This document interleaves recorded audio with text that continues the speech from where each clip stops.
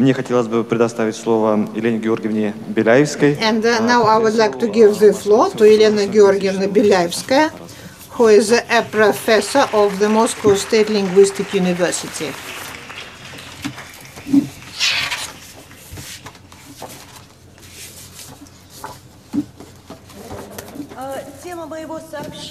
The subject of my presentation is cognitive linguistics and teaching foreign languages.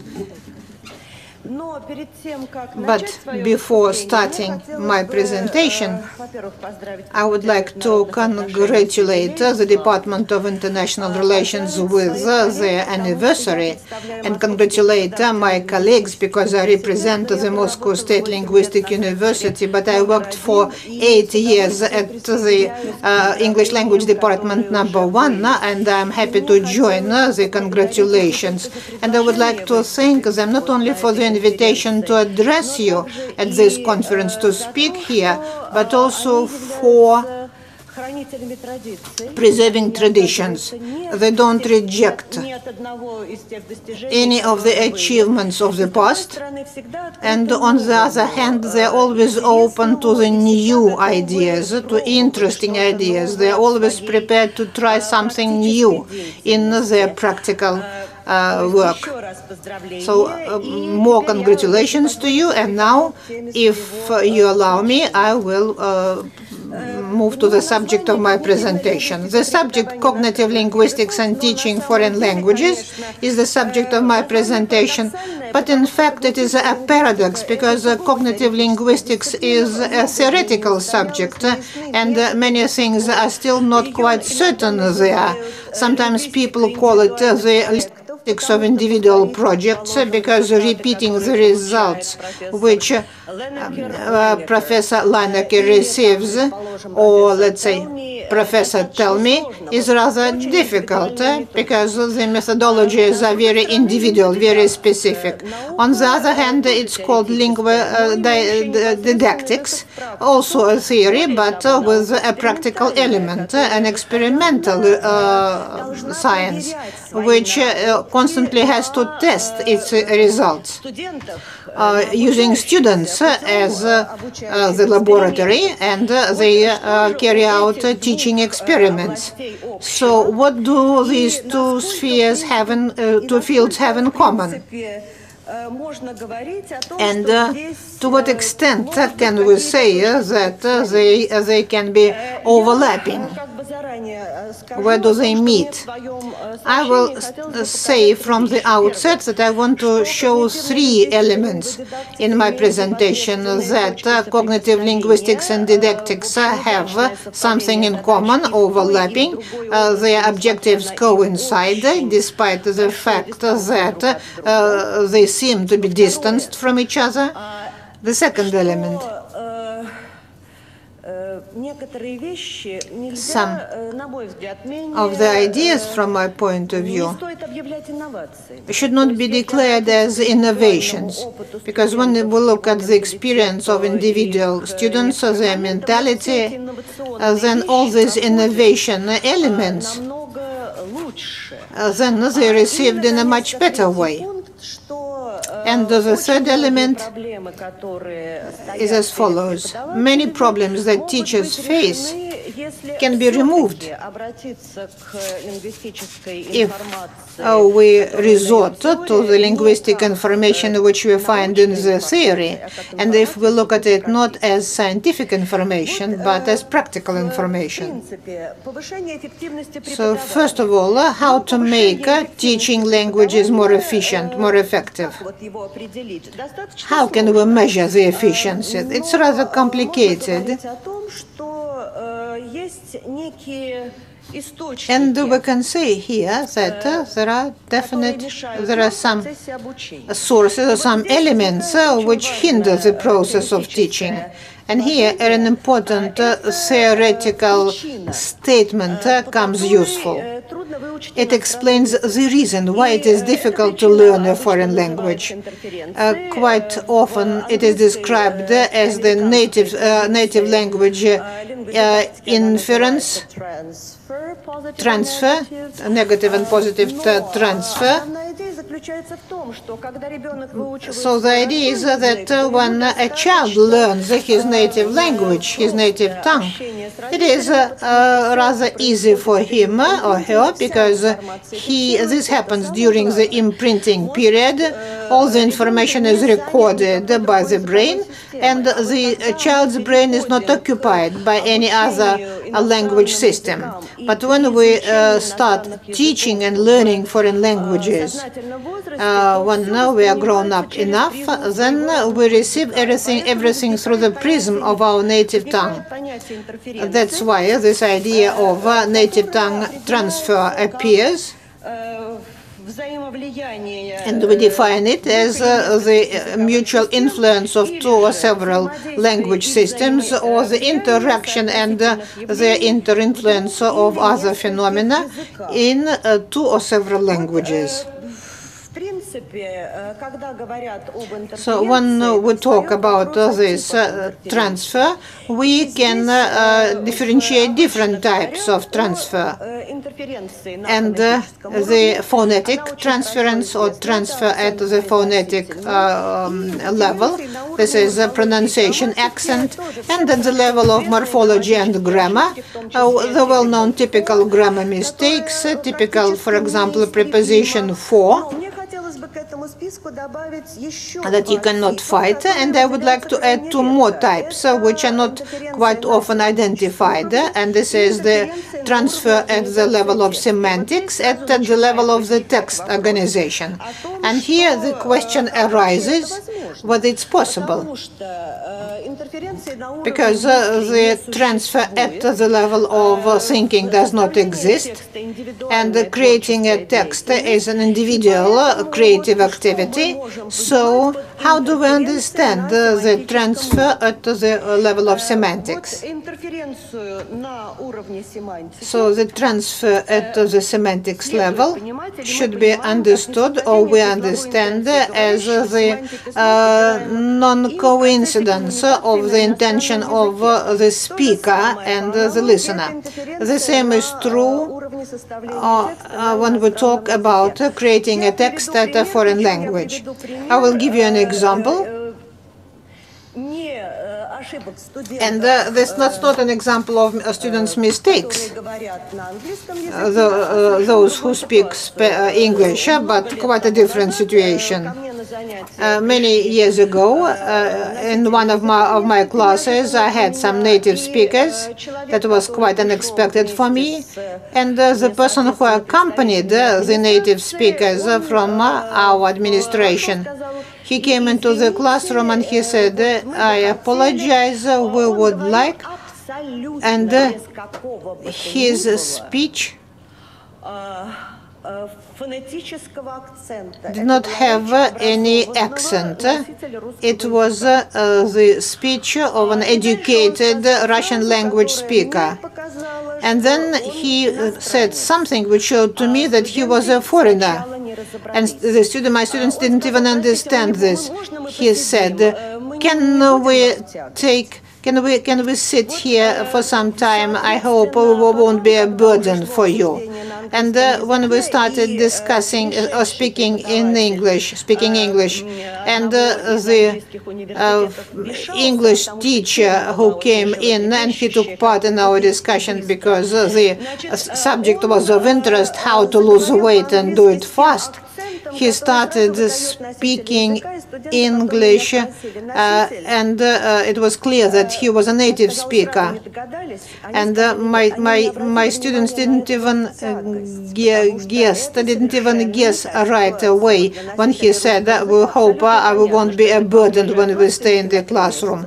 So for Russian speakers, it is clear when to use this phrase, a burden, because when a person stays a couple of minutes, it's not a burden for you.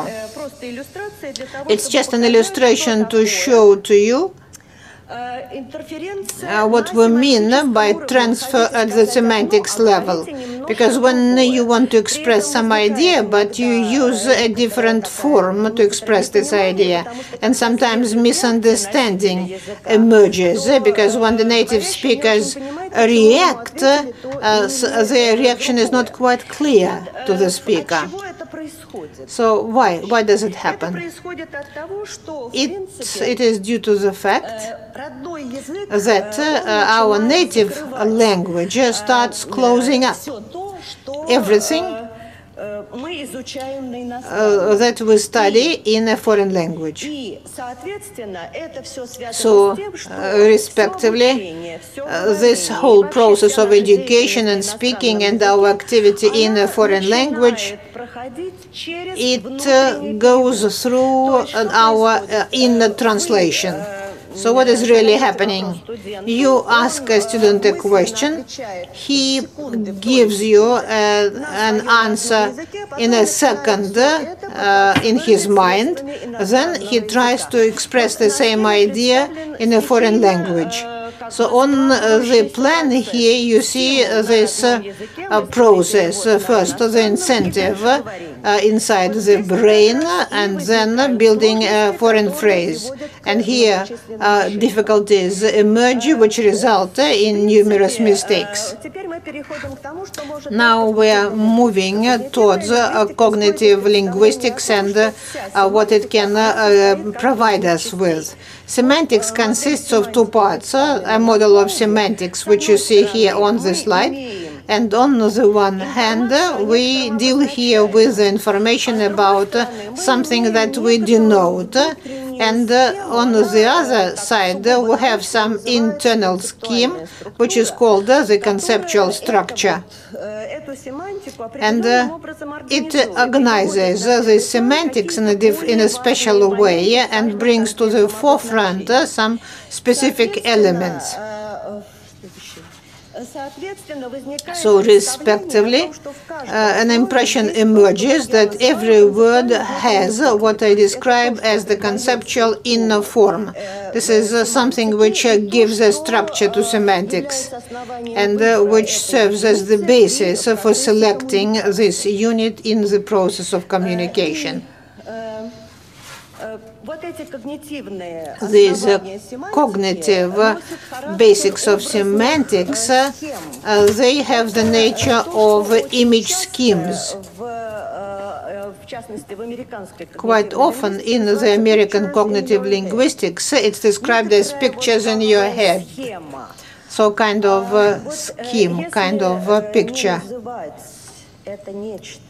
If we don't call it the conceptual inner form, because I can imagine how our colleagues kind of braced up, ready for another scientific device, which we have to explain to students in a boring and long way. In fact, it is not so. There is no need to do that. If we introduce this conceptual inner form, and in a second I'm going to move to illustrations, then we shall receive a manageable process. It means that after we receive some content, we receive pictures, non-verbal pictures. There are some images, and then we just choose the necessary version.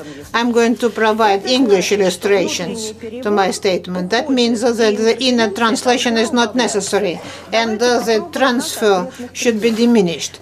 Let's have examples. There is this verb to emerge, you know it quite well, which probably resulted in questions on the part of the students because they don't understand why emergent markets or emerging markets should be translated as развивающиеся рынки. Well, translation can be, of course, improved, but let's see how we can explain it. And let us see other contexts how this verb is used. The verb to emerge has as one of its content picture the idea of sudden appearance of an object from the depth to the surface of the water. If I could draw such wonderful pictures as our colleagues from department number 1, I would show the ocean surface, and then all of a sudden something very fast emerges from the depth What are the implications of this picture? That what appears was simply hidden from our view. And if you stand on the shore, on the coast, you won't see what's happening in the depths of the ocean. So then this is something new which appears suddenly. And the process will be very fast. Just imagine the following situation. The countries had a lower purchasing power, and then all of a sudden this purchasing power started to grow. Countries emerging after World War II, again the same idea. In other words, if we think of the picture and not the word translation, then the process becomes easier. Other illustrations will follow. In the language transfer, which is usually understood as language transfer in speaking, but it can be applicable in reading, where much information is lost when we read in foreign languages. Also, it happens at the communication level of communication. And I'm just using these illustrations of those contexts which created a lot of problems for students when they heard some statements and they had to translate them into Russian. Well, let's take up the English word space and the Russian word пространство. Well, it seems that they are easy to understand. Then a phrase appears, we need more green space, and students don't know how to deal with this phrase. Or somebody says it isn't within her space. And again, there are difficulties in understanding and translating this phrase. Because in the Russian language, the idea of space is connected with the idea of country. And it's connected with limits, with boundaries. And talking about green space in Russian is difficult. Nobody will describe in Russian a park as a green space. Therefore, the idea of her space will be understood in Russian as something limiting a person from others. So, in the phrase that it isn't her space, here the idea is that the space is filled up with some objects. And the human being is in the center of this space. So it isn't within her face, will have different Russian translations. Don't ask her to help you, it isn't within her space, means she will not agree, because in her system of values, it is not expected. She is not accustomed to helping other people. So if you need more illustrations, I'm ready to provide them. But I just wanted to emphasize that what I mentioned about individual words and semantics can be extended to understanding the text. Because in the English language, the text is personified. You talk about the text saying, the text says, the text consists of, the text goes back to, so the text itself is viewed as the subject. And you can come across the following phrases. We start with the description of, it provides an excellent point of departure. Well, I am under the influence of these phrases, and sometimes when I write in Russian, people ask me, they ask to change my Russian wording, because I sometimes use the English structures, and I find myself under the influence of the English language discourse. And in Russian I use chapters contain, chapters say, and so on. In English, a chapter is like a road.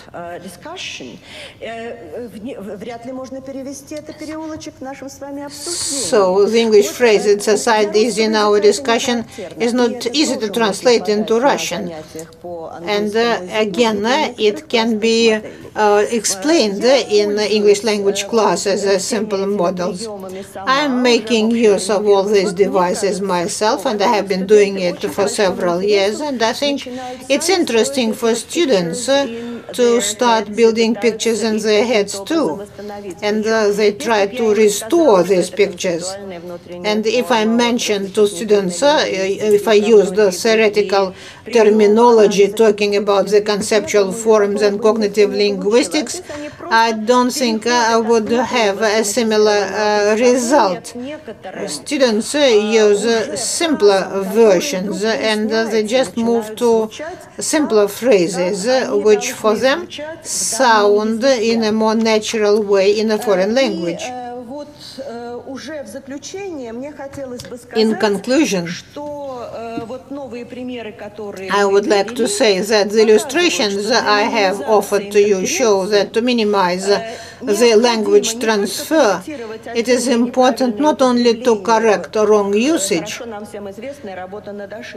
that is, mistakes correction, but also to form the knowledge of profound, deep conceptual principles, which enable the students to act in the way native speakers speak, because teaching using this model and cognitive linguistics rely on a very important maxim, and this is the need to model how a human being, how a man uses the language. Thank you for your attention. Thank you very much. Your questions, colleagues, please use the microphone. There are two microphones for the audience. I am a doctor of philology, Professor Alimov. I would like to ask you to return the slide about transfer at the level of morphology and grammar. Do you mean types of transfer? Well, since I'm specializing in transfer, we have to return to it. Types of transfer. At the level of morphology and grammar, you should change it, because morphology and syntax, or morphology and either morphology and syntax, or you should take away morphology, because morphology is part of grammar. So in a way, you have, well, some inconsistency here. Thank you very much for your question. You are quite right. I hope that when the article is published, it will all become clear. Well, I actually had to combine the two things in order to single out semantics and text. But you are right. We should speak of morphology, of syntax, of the word order, all of them separately, the combination and collocations, which will again touch upon the three levels. So you are quite right. Yes, I understand all this. But here you should make a small correction in the slide. Thank you. Thank you very much. More questions? Good morning. Well, I am from the University of Barcelona in Kozlova. I also have a question about this phenomenon of transfer. I think we can speak of such transfer when we speak about translation from a foreign language to a native language, as you did, as you mentioned in the example the chapter contains. But if we speak from translation from a native language to a foreign language, I think we should probably speak of the interlingual Salinger concept, which means that knowledge of a foreign language, command of a foreign language, of the teacher is limited. So I think in this case it will not be quite correct to speak of the command that the person who is learning the language has. Well, so his language competence is limited, that of the person being trained. Yes, in fact, the answer is both yes and no. This limited command of the language, does have a transfer effect. And the fact that direct translation produces mistakes, and the fact that in translation from Russian to a foreign language, it also does exist. Well, take another example. In Russian, the statement is, there was a lot of dust in the air, something like this. But in the Russian language, a verb is used which is equivalent to the verb stand. So a Russian probably will say dust is standing in the air. And in fact, he should say dust is floating in the air. So some examples may look somewhat strange. For example, if I want to say, I want my money, I want to keep my money in the bank for some time, then there will be some interest earned. And in Russian, a person probably transferring from his native language will say, I would like my money to lie in the bank for some time. But in fact, you have to say, I want my money to sit in the bank for some time. A Russian won't say that. So this transfer effect is not fully predicated on the limited command of the language. It is explained by the intuitive absence of the possibility of a mistake. To a Russian speaker, it would seem quite natural for the person's native language, and the idea does not come into the person's head that in another language you should use a different verb, you should produce another picture, another mental picture. In Russian, vases and tape recorders stand on the table. In English, they should be sitting there. So it's something that simply does not enter your mind. So what we do is interpreters simply have to seek consultation. Well, thank you very much to you for this question, because this idea of transfer is elaborated within the framework of linguodidactics.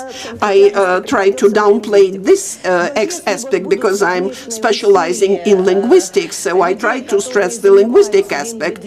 But if we, the linguodidactic experts and linguists combine their efforts, then probably it would be possible to clarify the terminology. Well, I see that the presentation has stirred some interest, and I hear some noise of discussion in the audience. I think someone raised a hand over there. Oh, it is simply a very lively discussion. Well, Elena Georgievna, may I ask you a small question? You said that you are already using it in your practice of teaching. Well, is it reflected in some manuals, or can it be reflected in language manuals? I think it's very easy to do it. You should not scare the students with these concepts. You should simply say in a very simplistic way that when you speak, well, a certain mental picture is formed in their mind, and they don't always have to verbalize it right away. And then it is very easy to make the next step to explaining either sitting, the verb to sit, or either in English or in Russian. In Russian, for example, you say сидеть в тюрьме, which means you cannot say to sit in prison. Well, if you simply cannot transfer it from one language to another language. And in Russian, that means you are inactive and your freedom of movement is limited. There are some bounds. In Russia, the idea of the sitting means being limited, it means mostly, some idleness. And in English, it means a different thing. It means a certain position. That's why money sits in the bank. And it is fairly easy for students to grasp these mental pictures. And then the next step is, but how do you do it? And this, of course, depends on how you work with dictionaries. But I think that this question is positive because we can teach them to derive the right information from dictionaries, because everything is explained in dictionaries. But you have to use several dictionaries rather than one. Thank you very much, Elena Georgievna.